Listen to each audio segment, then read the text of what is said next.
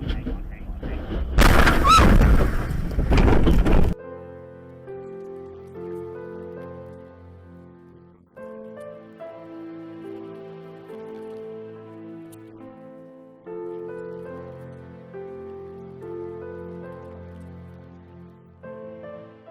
we are live at the 360.Vegas studios with Trooper Talk with Trooper Wellman. Hello. So glad that you're here this week. Thank you for having me. You know, we had a few different things happen this week, and so I have a bunch of pictures to go over with you. Okay. You know, we always want to talk about the wrong way driving and the impaired driving. So let's talk a little bit about that, and then we'll get to some pictures. Okay. When it comes to impaired driving, we have legal marijuana, we have legal alcohol. And so when I drive down the road, I always see buzz driving means that you're going to get pulled over, right? And so when it comes to that, talk to us about impaired driving. Yeah, you know, Las Vegas is a destination city. We want everyone to come here and have a good time. Like you said, marijuana and alcohol are legal, but people need to plan ahead and they need to be responsible if they're going to be consuming alcohol or marijuana.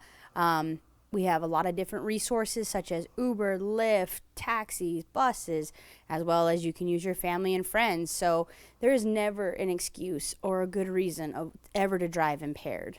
And so impaired driving leads to wrong way driving, right? So they have those big signs that say, please read me, you're going the wrong direction when you get on the freeway. Yeah. Wrong way driving. They're bright red, they say wrong way. Those are for everyone to see because sometimes, you know, people aren't from here and our highways may be confusing to them. So those signs are up for them as well as our impaired drivers. We do not want them entering the highway. We are dealing with speeds of 65 miles an hour or faster, and you know, wrong way drivers or speeds of a high rate of speed are fatal consequences. And that's why if you ever see a wrong way driver on the freeway or on surface streets, please don't hesitate to call it in so we can stop that threat before they hurt themselves or anybody else. Star NHP. Star NHP, 911. Even if 311, but ultimately Star NHP or 911 would be your fastest resources to get a hold of us, to get us like in the area for that vehicle. And you know, when I was driving as well, I noticed the truck with the amber lights, that they were picking up garbage on the side of the road, but they still had the amber lights. Yes. Right? We still have to either slow down or move over as part of the move over law. Correct. The move over law states that any vehicle, if you are in the far right lane, if there's a vehicle in the shoulder and they're exhibiting amber lights or your hazards or blue and reds, emergency vehicles, you have a duty. If you can safely do so, you need to move over a lane or you need to decrease your speed. That's for their safety as well as your own. And so one of the other things that we always keep a light on is the fact of human trafficking, right? That, unfortunately we have a problem all across, but in Las Vegas, right? Yes. Again, Las Vegas is a destination city. You know, we have gambling, we have alcohol, we have, unfortunately, people that like to partake in criminal activities such as prostitution or trafficking. And if anybody is ever a victim of human trafficking, we highly encourage you to please call 911, Star NHP. We have so many resources out there to help you get out of those situations. It is no way of life, and nobody should ever have to be a victim of that. And so I got some pictures for you, okay? Talk to us about this picture. Yes, so you can go on any of our websites, NevadaDPScareers.com, right there at the top. We're hiring every position from highway patrol to parole and probation to Capitol Police, where you work with at our Capitol building with the governor. You know, if you want to be a part of protecting your city and your state of Nevada, we want you. We want you, and we need you. Everybody's hiring right now, but what makes us so unique is we have all these different entities within our Department of Public Safety. So if you do highway patrol for a few years, you could always transfer to parole and probation, or you can go to Capitol Police and go back, and it's so much freedom. You get a take-home car with highway patrol and parole and probation, as well as you get full benefits and you get your retirement. So it's a great career. It's a great way to give back to your community. And also, we're the entire state. So if you want to work in Las Vegas for a few years and then you and your family want to go up to Reno or Tahoe and finish out your career out there, you can just transfer. We have so much freedom and we have so much flexibility within our agency. It's truly like, it's a blessing. Like we're very, very lucky, and we're always hiring. We're always looking for, good recruits, good people that want to just give back to their community and make a difference, and save lives, stop drunk drivers, stop these wrong way drivers, to make a difference. So if that interests you and you think you're that person, please go to NevadaDPScareers.com because we want you. And the thing that I love about this is that there are so many different things within the agency that you can do. Yes. And so, which we will be having coming on with the Trooper Talk, a lot of different officers and troopers. Yes. But the thing is that it's really, really great because you can circulate. And so with the longevity of a career, when you know someone, I think it's very, very special. It is. When you're looking at a 20 to 30-year career, you don't want to just plateau. You don't want to just stay in one position forever. Some people may like that, but myself personally, I like to grow. I like to keep learning. I like to keep advancing in my career. So if that means going from highway to the public information officer spot to maybe some time at parole and probation or getting to work and give back with the Capitol Police with our governor, that involves traveling and all kinds of stuff. We also have interdiction with canine, with our narcotics. We have commercial motor vehicle where they specify nothing but the commercial. We have so many opportunities within the Department of Public Safety. It just keeps going, and like you said, we'll get into that another day, but it's truly an honor to give back to your community as well as just a privilege. So I highly encourage anybody, if you have that calling and you have that urge to protect your city, please just go on our website and apply. See if it's for you. Next picture. So I got this one, right? It makes you laugh, right? So here's the thing. In rural places, maybe they're not on the freeway. Yeah. Right? But at the end of the day, whatever we have to do to show someone a little bit of solidarity with the police department, right? To slow down. Yes. Right? So he's behind a stop sign. Yes. We're always working to... Our main goal and our image is humanizing the badge. The badge is not a symbol that people should fear. It is a symbol of trust. And you should know that if you need help, we're coming, right? As well as, this is up at Mount Charleston, and we had some residents up there say that people were speeding, and, that's where they live. And people come and go, play in the snow, or go up there for, hiking and outdoors activities. But they need to drive the speed limit because there's families, there's children, there's animals, there's all kinds of different elements up there that can cause accidents. And so that's our problem solving unit, our motor unit, PSU. They're up there and they're using the Lidar and they're slowing people down. And, we put a little comedy into it because as silly as it looks like he's behind a pole, but really some people are just not focused. They're messing with their phone, they're playing with their radio, and they don't even see them. And they're just speeding and putting their life in danger as well as others. And so this is just really a way for us to show the community like we're humans too. We have a sense of humor. Yeah. We want you to slow down, but at the same time, we're just being silly out there, like different images. And the Lidar was Trooper Smacka spoke to us about last time, which is a device that you use to have drivers slow down, right? Yes, yeah. So we have radar in all of our patrol vehicles, and it can pick up. We track people's speeds with it, but the Lidar is actually like in a form of a binocular, and you can see it. I want to say it's from a mile away. We have a saying, they will always see you before you see them, because there's no way you can see them from the distance that Lidar goes. And our motor units all carry those, and they use those to pick up the speed. Yeah, like this one, right? Yeah. Right, so the same type of idea at the end of the day, but here's the thing. There's still a passing by car. Yes. Trooper's still putting his life on the line to slow someone down. Yes. Right?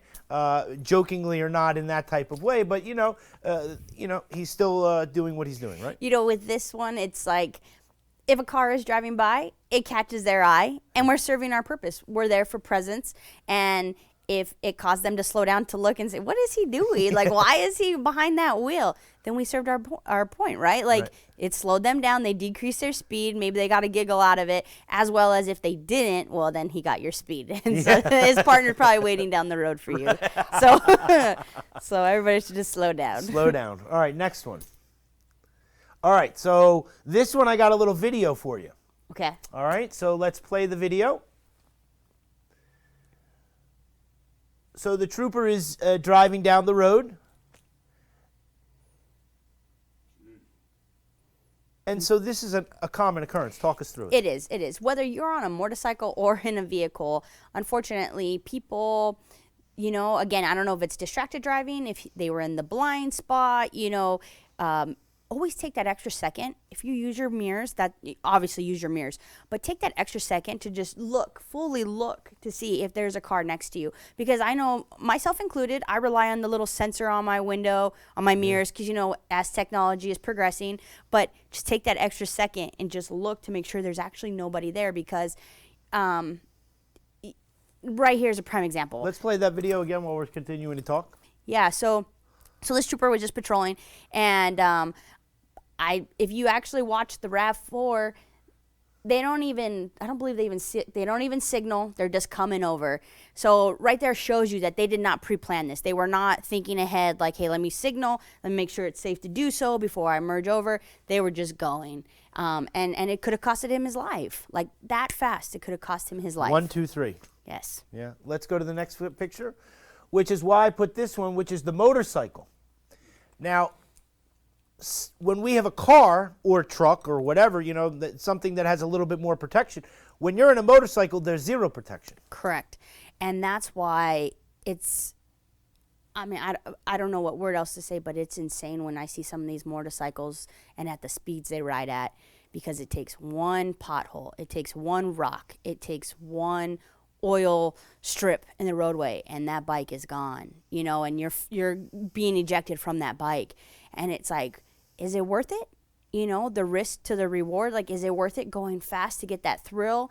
And when you look at these bikes, Yeah. I mean, they're just gone. You know, it's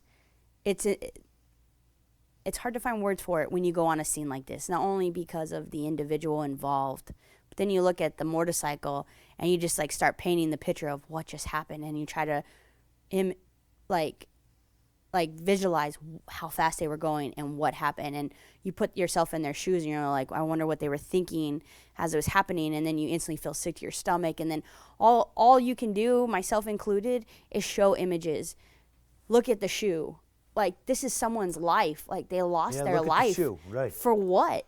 And you just try to show your friends, because I used to ride motorcycles too, and I try to tell my friends that ride, like, look, it's not worth it, just slow down. And also, just like the RAV4 coming over, like, you always have to be an aggressive driver and be aware of your surroundings, because even if you're doing everything right, sometimes the other vehicle's coming over into you and they're not, you know, paying attention. So motorcycles are very fun and amazing, but unfortunately, if you go down, it is usually fatal consequences. And part of your position with Nevada Highway Patrol is to go to these type of scenes. Correct. I go to almost every fatality we have in Southern Nevada.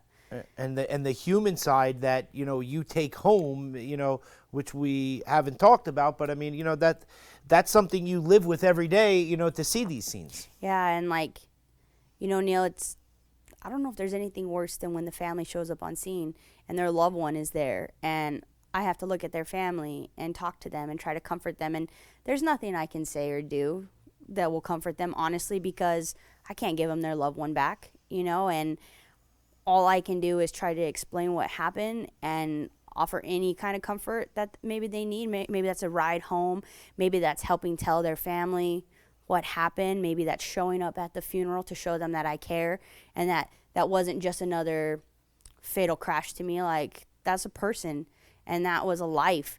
And you know, you try to make those connections with the family just so they know that we have to get, like, when something like this happens, we want to get the message out there to get other people to slow down, to prevent any other fatalities from happening.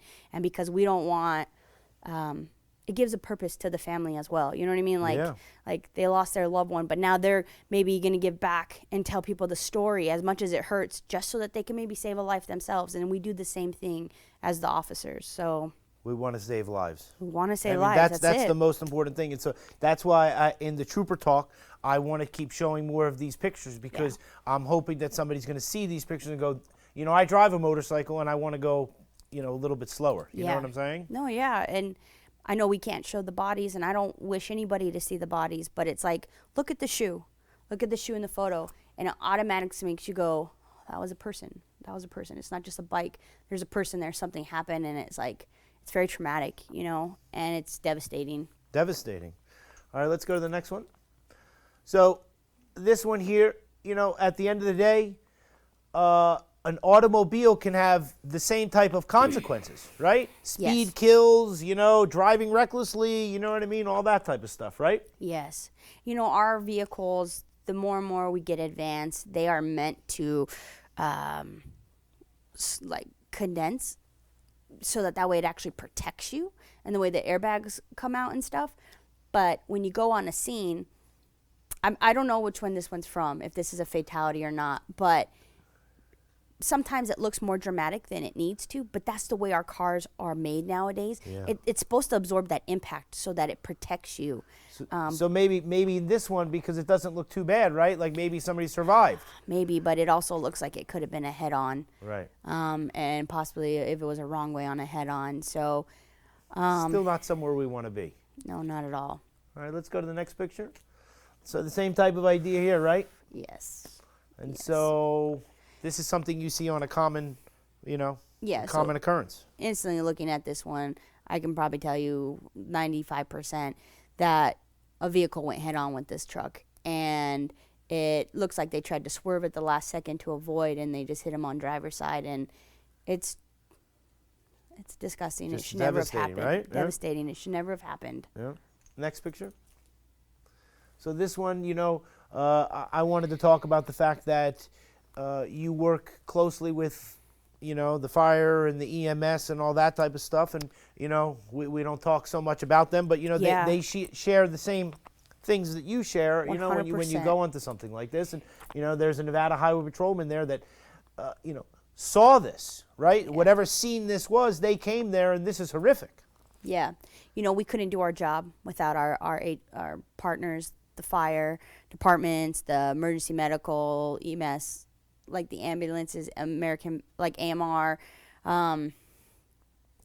We could not do this without them. And the things we see, they see it too. And when we're on a scene together, it doesn't matter what uniform you're wearing. It doesn't matter, like, it doesn't matter what uniform you're wearing. We are all one team, and our goal is to help those people at that moment. And our goal is to get them out. You know, if fire tells me they need that roadway shut down, if they need me to help land the helicopter, if they need me to help them pull this person out of a car, I'm doing it. You know, we don't hesitate. We don't go, what's your rank? Like, no, I'm running the scene. We don't do that on scene. Everybody works together. We are one team. We are one unit. And our goal is to save the lives on the scene as fast as we can and help them, or give resources as fast as we can. And it's really a beautiful thing, actually, how everybody just puts everything aside and we are one. And Still horrific, you know what I mean? horrific. All right, let's go to the next one. All right. Now, this one here, I call now current events. Yes. Okay. So, this week, and we spoke earlier that we're going to try to get, you know, the drug interdiction, remember, and all that type of stuff. Yes. That they can come and talk to us. But, you know, this is fentanyl. Yes. Right? And so people hear of marijuana and all these other drugs, right? Fentanyl, nobody knows what this is. And part of NHP is the fact that you caught someone with a large quantity of this. It is absolutely insane that this is even a drug. Like, people want to use this to get high or to get that thrill, because it literally kills you. It is insane the amount of death that we have seen because of this drug. And because of that, we have upped our resources. We are out there in full force, constantly trying to stop and prevent these people from bringing this into our city, because it's disgusting. any drug is disgusting that's coming into our city, because not only does it go into the hands of adults, but then eventually kids get a hold of it. Kids see it. They think it's okay. They think it's normal, and it's not.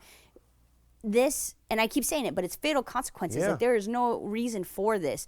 You know, we already have legalized alcohol and marijuana, and you need to do it responsibly. We don't need this trash in our city. It's just going to lead to nothing but bad, whether that make people angry, fighting, violence, or selling money, it's death. I mean, it just keeps going. Human trafficking, everything from drugs. Nothing good comes from that, and that is why our interdiction team, their sole purpose is to get all of that off our streets and to try to stop it before it even makes it to our city.